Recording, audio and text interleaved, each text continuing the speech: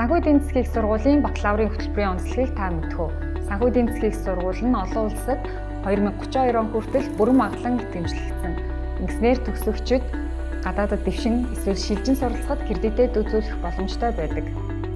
Эдийн засаг, санхүү, бүртгэл, бизнесийн удирдлага, маркетинг, мэдээллийн систем, эрх зүй, entrepreneurship гэсэн нийт 16 мэргэжлээс сонгон суралцахаас гадна эдгээр мэргэжлүүдээр хос хавсраг мэргэжлэр суралцах боломжтой байдаг. Ингэснээр манай төгсөгчид хөдөлмөрийн зах зээл дээр өндөр хүрэх чадвартай болж төгсдөг.